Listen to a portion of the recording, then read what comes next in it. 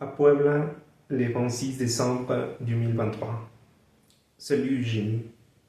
Il y a longtemps que je n'avais pas écrit entièrement en français. On verra si cette lettre sera vraie ou pas du tout. Comme beaucoup des choses de ma jeunesse, j'ai arrêté de les pratiquer. Cependant, cela semblait être le bon moment pour s'y remettre. Je me souviens que peu de temps après que nous ayons commencé à sortir ensemble, je t'ai envoyé en audio en français. Quelque temps plus tard, je l'ai fait avec un fragment d'une chanson d'Edith Piaf. Je prends trop d'avance. Je pense que je devrais d'abord te dire que tu auras probablement besoin d'un peu d'aide, puis comprendre ces mots incompréhensibles.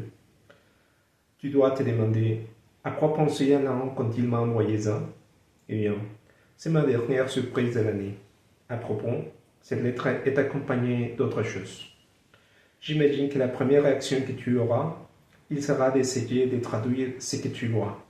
Cela peut être un peu compliqué de tout écrire, mot par mot, difficile, venant d'un texte à la calligraphie compliquée et aux symboles étranges. Je vais te laisser un indice à la fin. J'espère que tu remarqueras, ainsi tu économiseras tout le travail.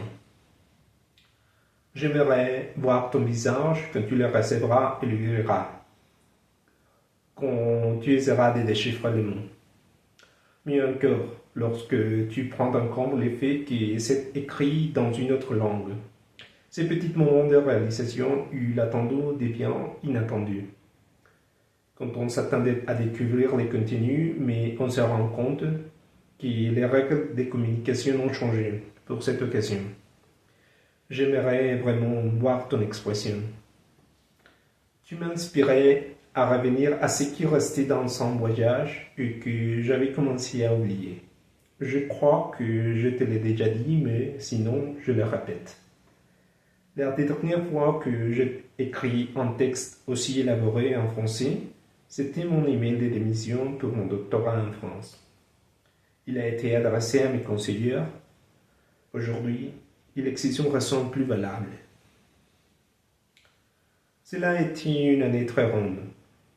J'ai trouvé la stabilité dans ce que je fais dans la vie et j'ai également trouvé une stabilité dans ce qui me motive à vivre.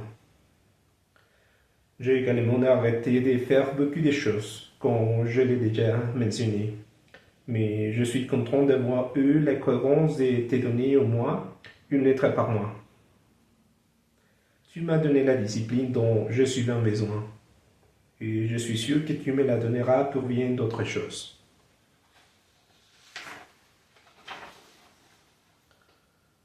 Je suis conscient que des décisions importantes nous attendent l'année prochaine. Et avant cela, de longues conversations sur l'avenir. Mais les enfants apprécieront lorsque nous leur raconterons notre histoire. Tes rues ou les miennes, les nôtres. Cela ne fait pas des mal de récapituler les meilleurs de l'année. Il me reste ces moments où j'ai te vu rire de tout ton cœur. Tu te souviens? Tu portais un pull rouge et étais assis sur le canapé.